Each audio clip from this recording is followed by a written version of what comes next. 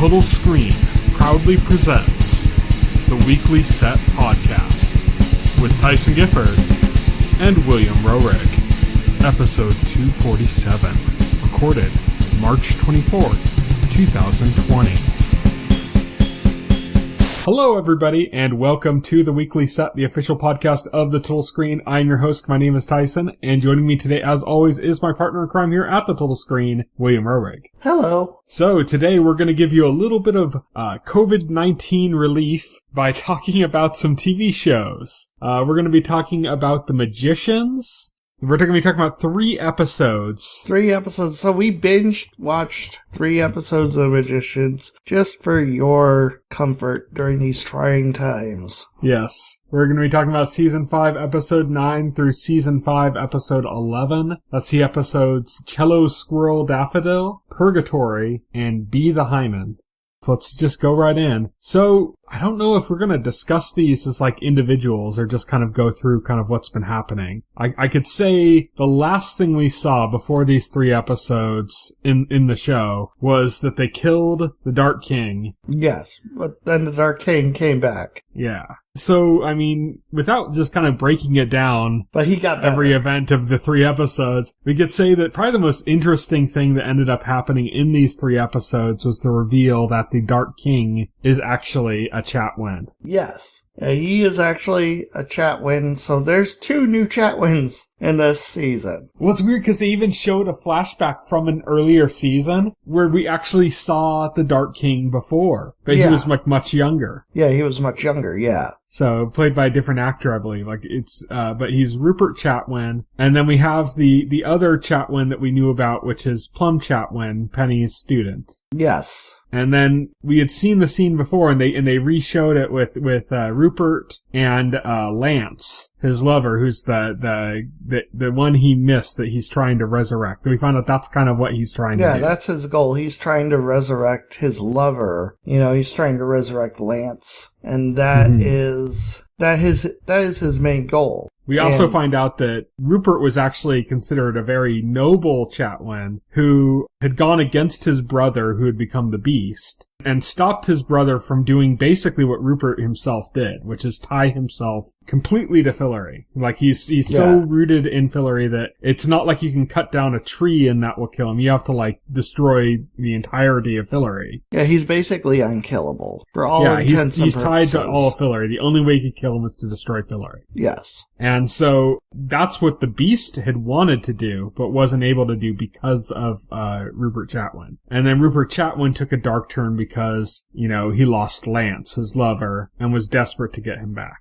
And so he kind of falls into a similar category as our protagonist in the story, in that oftentimes the fucked up things that happen in the show are a result of their own actions. Right, exactly. And so he's kind of in that same place where he's become like the supervillain, the big bad of the season, yet he's like, was actually a very noble, good person who just is trying to, you know, do something beyond the laws of nature. And risking destruction. Speaking of like protagonists doing that, we got to see Sir Effingham again, and we got another little interesting twist, which is that the whole disaster that he foresaw is caused by Julia and our gang of protagonists here, our magicians, Elliot and Margot, and they're the ones that caused the disaster that he originally came looking for Quentin to stop. And he ended up being kind of the cause of the spread of that by informing Julia and having them come to the determination that they need to destroy Fillory in order to get rid of the Dark King and save the world or whatever. Save its inhabitants. Which is kind of, now we realize the big plot point of the series is this disaster on Fillory is being caused by, the actual disaster is being caused by Rupert. And the solution that our protagonists are having is going to create the other disaster, which is what Sir Effingham is looking for a champion to fight against. Yes. But the disaster that Rupert's causing is he wants to resurrect Lance. So this is interesting because we find out we find out that the Takers are actually, like, he is manipulating the Takers, but we find out that what their real purpose is, they're supposed to prevent living souls from getting into the underworld, or to prevent dead souls from escaping the underworld. So they're kind of guards, keeping the worlds of the living and the dead separate, and that's their entire purpose. And so what he's trying to do, since he's trying to resurrect Lance, is he is bringing the Takers into Fillory, into the living world, and basically having them killed or killing them to try and clear the way for his dead lover to enter the world of the living from the world of the dead. Mm-hmm. He's getting him to get close to the door so that he can get them out of there. So he can get them out of there. And and to this end, he enacts a huge offense against the Takers, because he sends Josh into the underworld with this magic medallion around Josh's neck that kills the Takers upon them touching it. Yes. So I guess this is like his last great offensive against the Takers. Well, we should remind that the Takers are, like, obsessed with, like, shiny things. Yes, they are. Things that they perceive as valuable. And so they can't resist them. So the idea is that he sends Josh with this medallion. A Taker's going to attack Josh, grab the medallion, die. Then another Taker will find the medallion, grab it, die. And another Taker will find the medallion, grab it, and die. Yes. Etc. Which we got, like, a brief glimpse of, actually. We saw a whole bunch of dead Takers around an area. I think it's where Josh had left the medallion when he ran off away from it. Yeah. So we got like a little bit of that, that seems to be somewhat successful. Speaking of Josh being in the underworld, he runs across a child there. And he says he's going to help her, and they're going to get out of there. And they're running, and she's describing how her and her friends were taken by the Takers, and they were consumed by a metal beast that made a beeping sound when its mouth closed around them. Yes. Which Josh realizes is an elevator. And so he gets her to go in it, and they go there, and they end up in the underworld. And we get a cameo from an actor who's never left the show, but a character we haven't seen in a while, which is Penny 40. Penny 40, the underworld Penny. Yes. We get to see him. We not only get to see him, but we also get to see the old Fillory cartographer. Yes. Yes, he's also in the underworld now, working for Hades. We find out that Hades has actually fled the underworld, though. And so Josh can't get out of the underworld because Hades is not around to let him out. And Penny 42 tells Josh, he basically tells Josh, the only person who can get you out of here is Hades. There's nothing anybody can do about it. You're stuck here as long as he's gone. They figure out a few things. So first, when they visit the cartographer, Benedict, who is the actor who's in, What We Do in the Shadows now, who plays, Guillermo in What We Do in the Shadows. Yes. So it's fun because he's been on The Magicians for a while, just kind of in bit parts. He shows up every now and then playing this character. So I always wondered where I recognized him from, and now I know.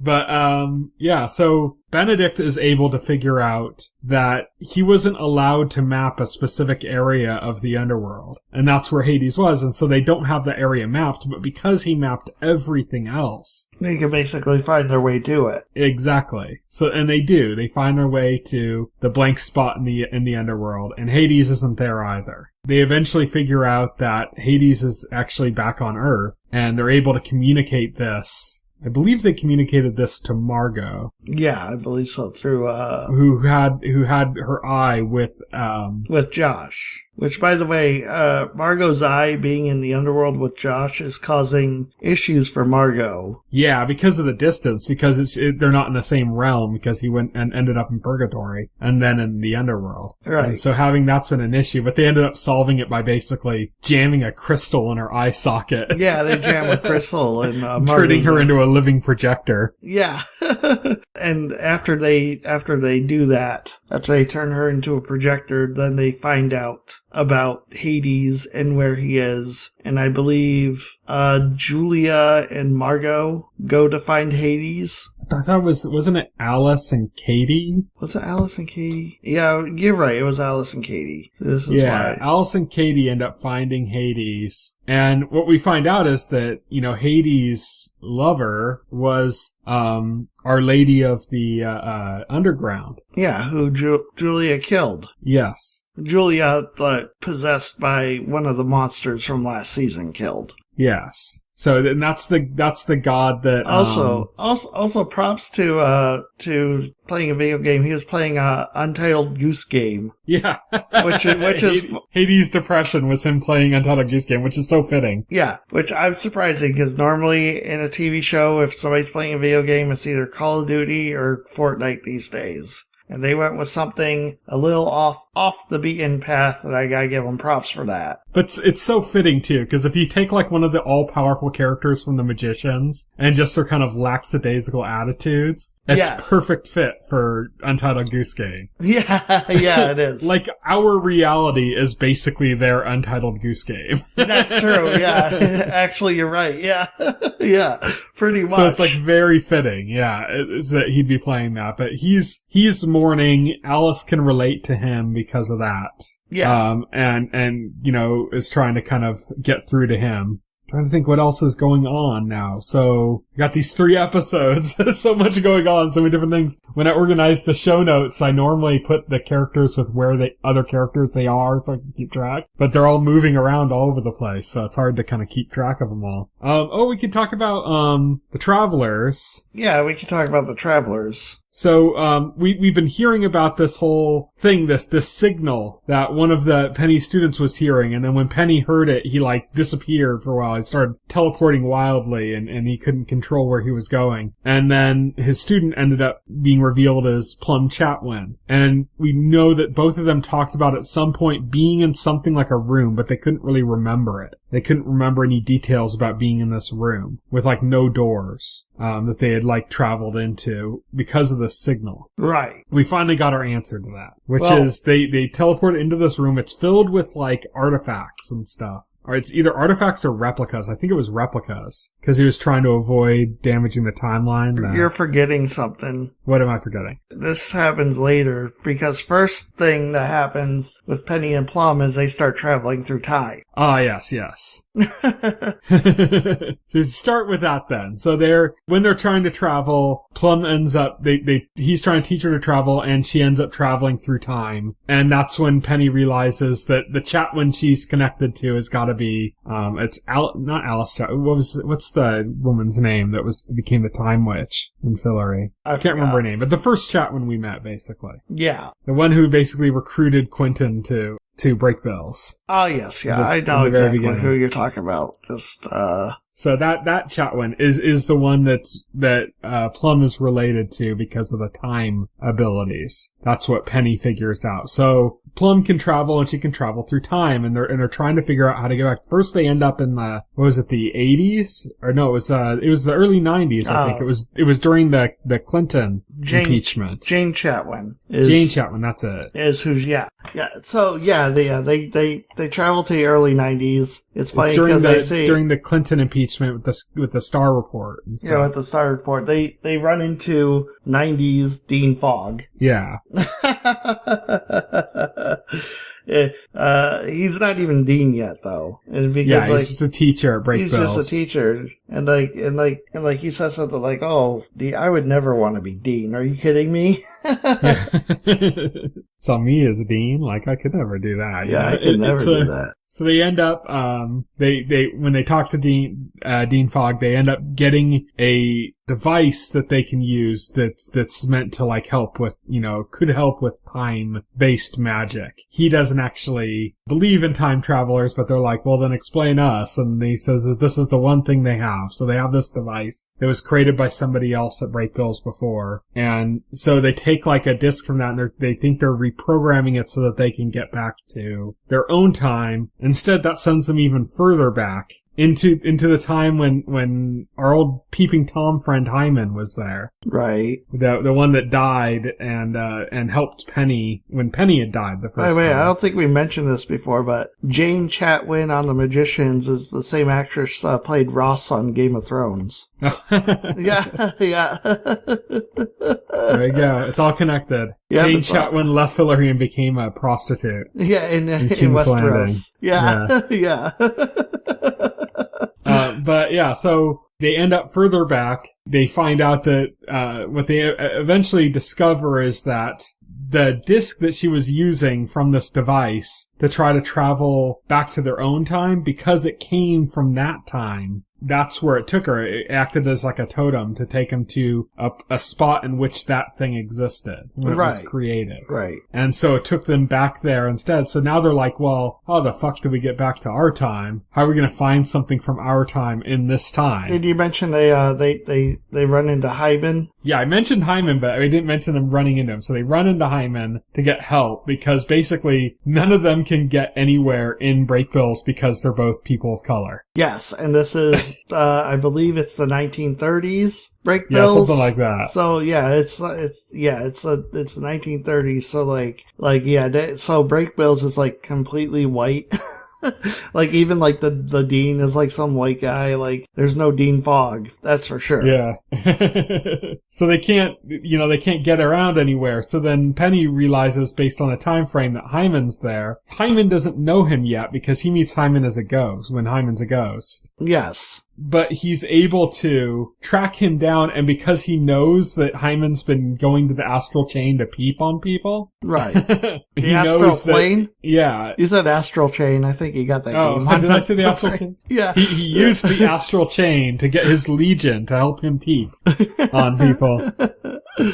No, he went to the astral plane to peep, and then since Penny has this information, he's able to use it to kind of blackmail Hyman into helping them. Unfortunately, as a result of a few things, Hyman gets expelled from the school because somebody overhears the conversation. Mm-hmm. And that means that Hyman's not going to be there for when Penny needs him to be dead at the school as a ghost. Right. And since Penny can't have that, so Penny, they kind of put an enchantment on Hyman to freeze him, and then that's later, because first they decide that they're just going to have him go into the astral plane, and then they're going to hide his body or get rid of his body so he can't return, and then he's a ghost, and then he'll be there for when Penny needs him. So they trick him into that. The whole thing about putting the enchantment on him is actually really interesting because it goes back to when we first met that character. He mentioned that he could never find his body, and that's why he was in that ghost form. Not that he found his body and it was dead, but he never found his body. So that opens up a loophole, and Plum kind of exploits that, saying well, we can't kill him. That's horrible, but we can put this enchantment on him that will put him in stasis and then hide his body really well so we can't find it. And then we can return him to his body at a later time, and we will not have broken the timeline, basically, because his body was never found. So the idea becomes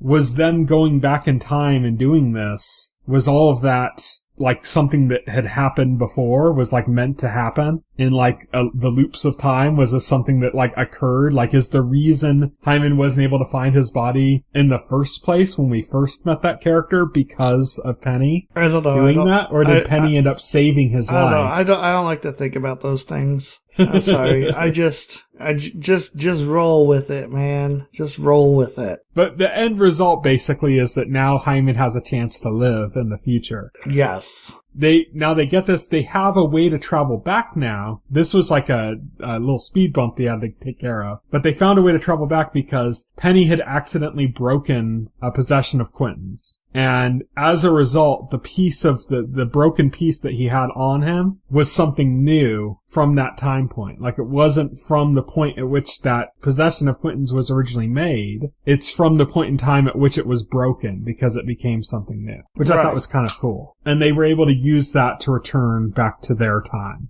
But then they ended up, as you had mentioned before we went on to the time traveling thing, they ended up in that room. that was blocking them off instead. Right. So now they're in this room with no walls in this traveler. It's filled with like either artifacts or I think he said they were like replicas of artifacts. Yeah, they're replicas. It's a guy who's basically referring to himself as like the time police or something. Not in those exact words, but basically saying that he's like protecting time from their interference. And he sets the condition for letting them go of Plum putting herself into this device that will basically suck out her ability to travel through time. And Penny is greatly opposed to this because he's like, this is like part of who you are, and you shouldn't destroy a part of who you are. You know, like it doesn't matter if you think the trade-off is okay. It's like killing part of your own identity. So right. He's like deeply opposed to it. She's originally deeply opposed to it, but starts to kind of come around when it starts to feel like hopeless, like they're just going to be there forever. And it's kind of like a living hell because they're like in frozen time. And so like they don't have to eat, they don't have to drink, but at the same time it's like nothing's progressing. They're like in frozen time. And they kind of talk about how it's like basically like it's starting to become like a hell for them. And she can't deal with it anymore, and she makes a decision against Penny's protest that she's going to strap into this device and take out this ability of hers. She's in it for a bit and then gets out, and she's lost some of this material. They realize, because the time traveler guy returns, that he's just, it's not so much that he's really an enforcer, like I guess he kind of thinks he is, but the real reason he's doing that is because every time you travel through time, if you have the ability to travel through time, you lose a bit of your ability to travel through time. It's like a limited amount of material that you deplete over time by using the ability. Yes. And then you can't, when you run out, you can't use it anymore. And so it's become like an addiction for this guy, and he's trying to drain Plum of this stuff in order to be able to travel more himself. And Penny ends up making a deal with him to say, like, you can take what was already drained from her, but nothing else. That's it. And we're going back. And the guy agrees to it, but warns them not to, like, fuck with history again. Right, yes. They end up going back. At a certain point, they realize they need a traveler for something, what is it they needed a traveler for this, heist that they want to get? To get to, I can't even remember now. So many episodes to talk about. There's so much stuff that happened in these 3 episodes. It's hard to, like, remember every intricate detail. Yeah. Oh, they need a traveler for something. I think that's in the episode 11, Be the Hyman, because Hyman's the traveler that they need. Yeah. Let's see. They end up, because Penny can't travel anymore. He lost that ability when he was saved by that goddess, when he was like basically gonna die. Right. So he's lost his ability to travel, but we have a few other kind of travelers now. We have this, his student who doesn't really know how to travel. We have, Julia, who is now able to somehow do some limited traveling abilities because she's pregnant with Penny's child. Well, we didn't even go over that. We just glossed over that. We can backtrack to that. Yeah. Because I want to focus on the storyline we're on. So they need a traveler who can just kind of get them around to places to do certain things. Like part of it is that a bunch of them are abducted by the past High Kings that are still alive, basically. So Margot, Elliot, Josh, and Fen are all abducted by Umber, or is it Ember? I can never remember which one. One of the one that's like the construct, because he's already dead, to warn them about, a possible major threat. And then the other one shows up. Ember shows up. I don't remember which is Umber and which is Ember, but now they're both there. Yes. They get into a slapping match that apparently lasts for hours. Yeah, they get into a slapping match. Ember is the one that abducts them, so Umber is the other one who made the world, who made the pocket world. So they find out that Umber made this pocket universe, this pocket world, and that theoretically what they could do is they could transfer everybody from Fillory to a temporary world created by Umber. It's called the Ark. And then they can destroy Fillory and kill Rupert Chatwin. Yeah, and their plan is to get the world seed that was in that page that Quentin had. To create an entirely new world. Yeah, a new Fillory, basically. Yeah, to create a new Fillory. And then transplant all the people from Fillory to this new Fillory. Yes.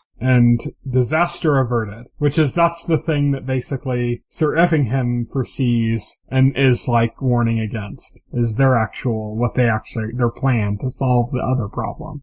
But, yeah, they need a traveler as part of this plan, and Penny says, oh, we got a traveler on ice, basically. They go to break bills, they pull out Hyman's body, and he's been in stasis that's been protecting him. They take off the stasis charm, and Penny says, come on, be the Hyman. In the same way, if you remember, Hyman had told him, like, how to manipulate things when he was dead. He said, be the Penny, be like, the as Penny. in the actual Penny. Oh, that's right. Yeah, I remember. Be the Penny. And yeah, Penny tells him, be the Hyman. Yeah. Even though, you don't want to be a Hyman, but anyway. He's gonna be the Hyman, the actual person named Hyman, himself again. He's back in his body now. And, so yeah, he's helping them kind of warp around, but we get into this kind of elitism angle now where we have like Margot and Elliot and Julia and everybody are like kind of not necessarily treating Fen or Hyman or other people that well, that are kind of like ancillary to their plans and not like the main focus. And Fen comes to the realization that this plan is not a good plan that they have, that they're doing. They need her to pick the right vessel for this thing, and she doesn't want to do it because she's like, if this plan was for Earth, to destroy Earth, take everybody, put them on a different thing, and then create a new Earth, you wouldn't be so quick to jump on that as the first solution that you do. Right. But because Fillory isn't your home, it's just some place you go to, you're okay with just destroying it. And somebody who's from Fillory obviously isn't okay with that. This kind of all ties into, Sir Effingham being against it and showing that maybe this isn't the greatest idea of plans for this. Unfortunately, Fen ends up having to grab the Ark because Margot just gets too frustrated and starts rashly going for one of the ones and ends up causing a chain reaction of destruction. Because the Ark is protected by a Raiders of the Lost Ark-esque, or not Raiders of the Lost Ark, I guess, Indiana Jones and the Last Crusade-esque challenge, in which somebody from Fillory has to pick the right Ark, you know? Like the right Grail from Indiana Jones. We should say that Fen, this whole time, is feeling like a third wheel. Mm-hmm. And this is the point where Fen kind of gets fed up with the group and tells them that they have... Because immediately, like, they turn to Fen and they're like, well, you're from Fillory, so you're the best person to figure this out. And she's just like, no, figure it out on your own, basically. Yeah. She doesn't want Fillory to be destroyed. Yeah, she doesn't want Fillory to be destroyed. Yeah. So... But she also has the angst about feeling, like, left out of the group, or not being valued by the group, because we get this scene with her and Hyman, basically discussing being outsiders. Yep. And so, Fen's got a lot going on.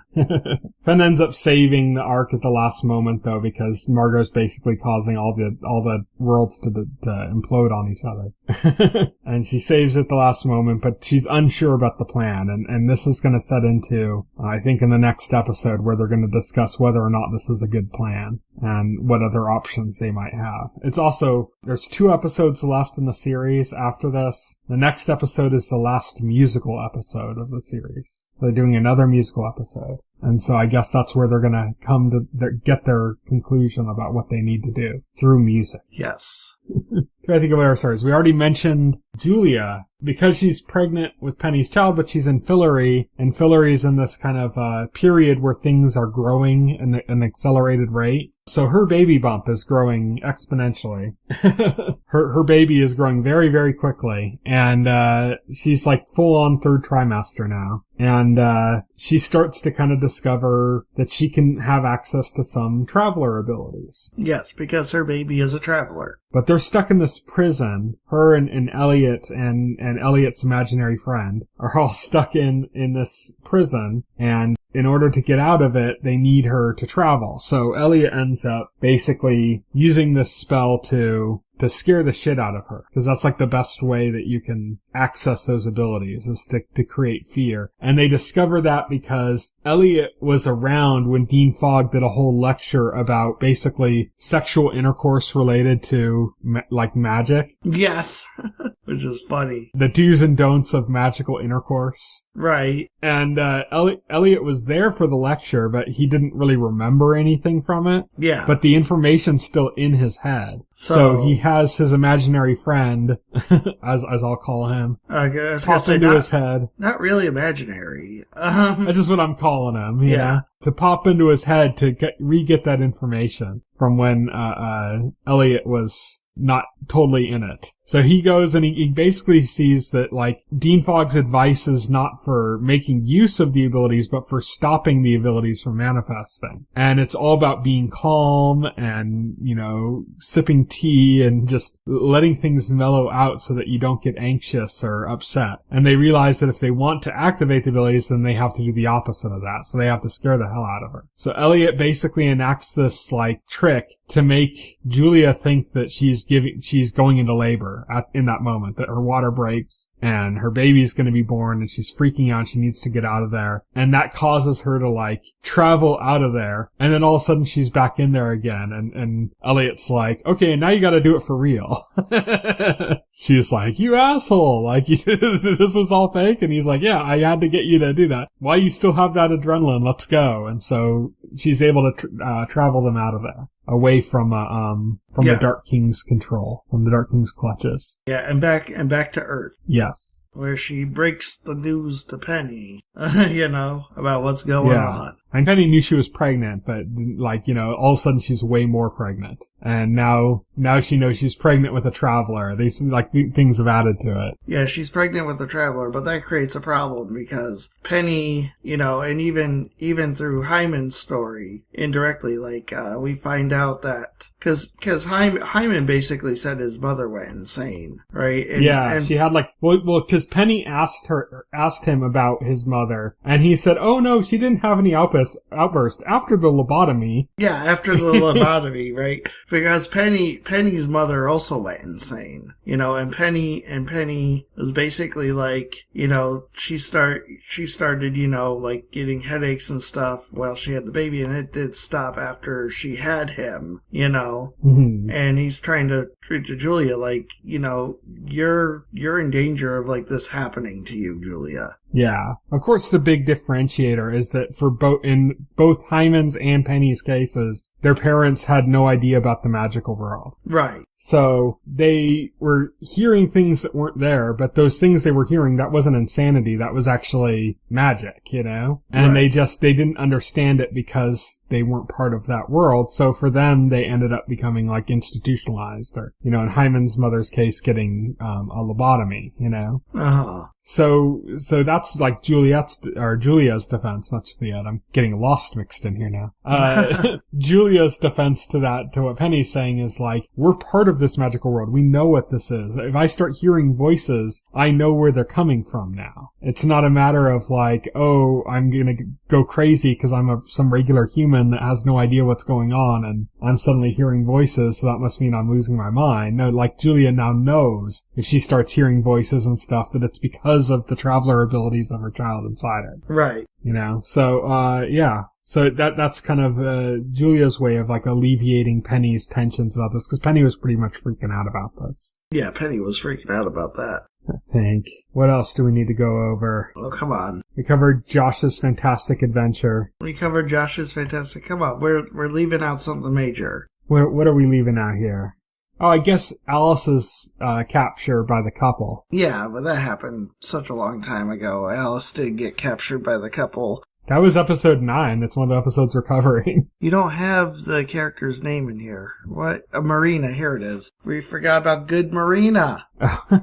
Yeah, the other thing, though, like, what happened with the couple capturing Alice, that was in episode 9. Yeah, that was, and she got her fingers cut off, you know. Yeah, and we just didn't talk about that yet. Yeah. But that was our first encounter with the couple, which is that mysterious entity or entities that are looking for that world seed. Yeah. And they ended up finding Alice. They were cutting off her fingers to try to get to her. Her and Katie ended up managing to escape. They have that couple basically has everything they need now, because at the end of the episode, the evil Dean Fogg, yeah, had that's right, broke into the house and was taking the page, Quentin's page. He took the page and he took the thing that would help them change the circumstances. So they have everything they need now. So the magicians were trying to get the world seed itself from the couple. Right. And in the process of planning that, they ended up losing every piece that they had. And now the couple has everything and they have nothing. So now they're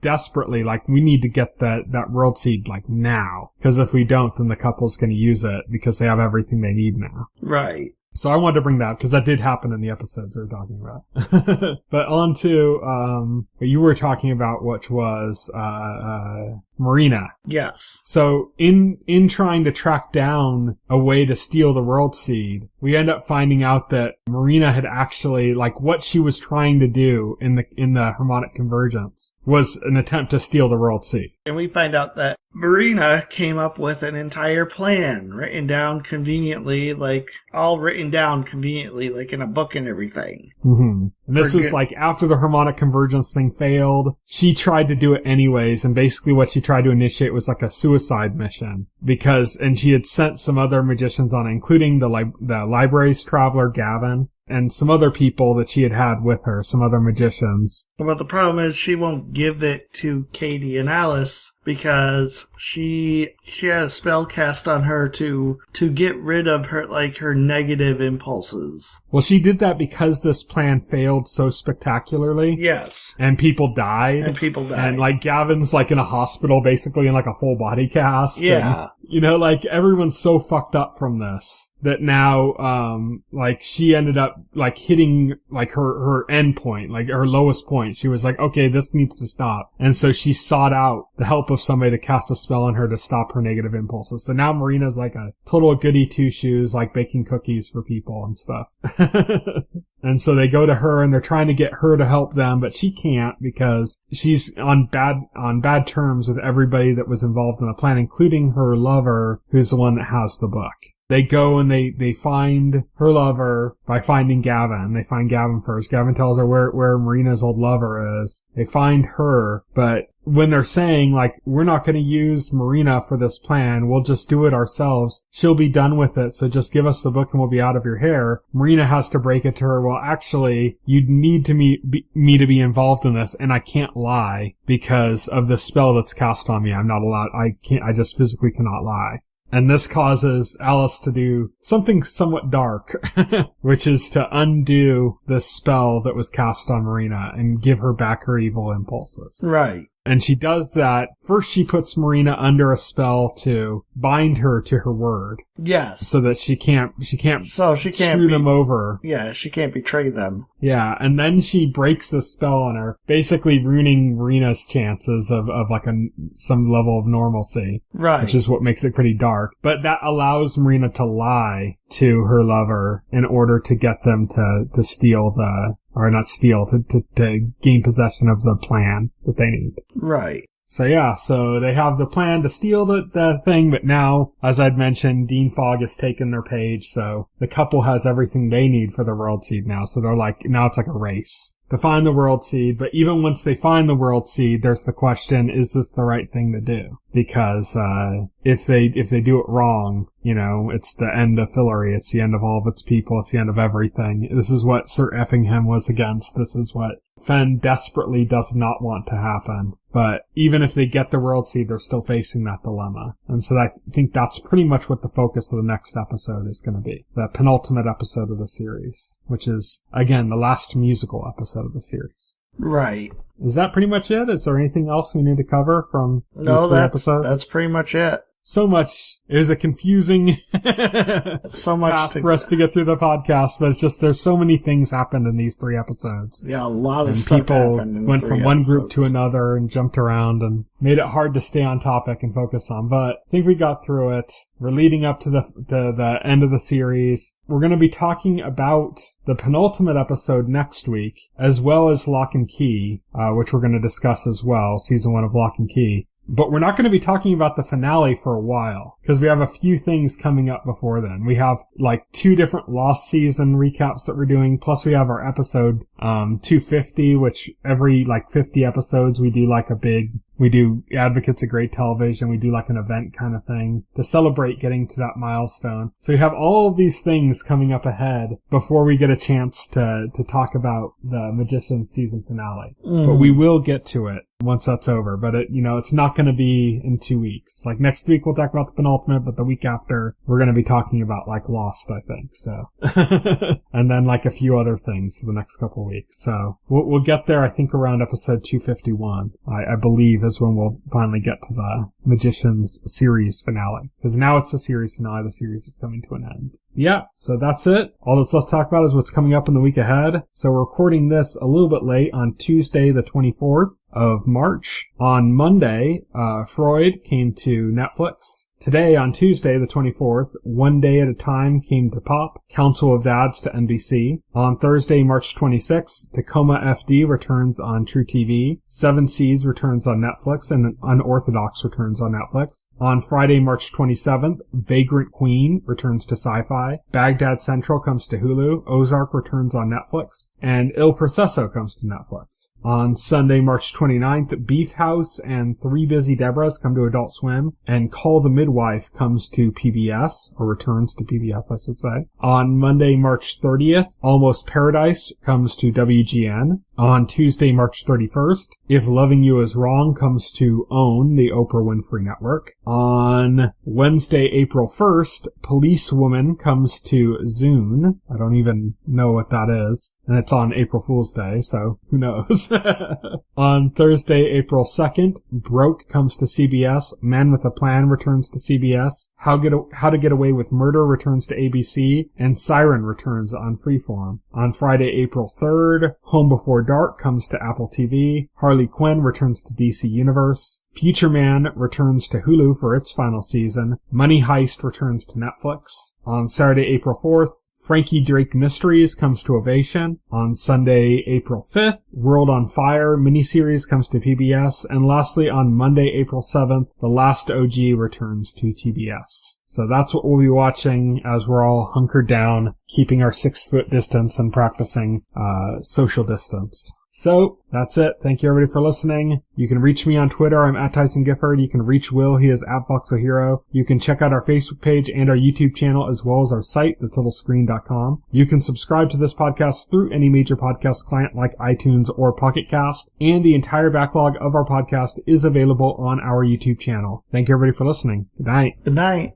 If you would like to reach out to us and make a comment, send an email to contact@thetotalscreen.com. Stay tuned to The Total Screen for the very best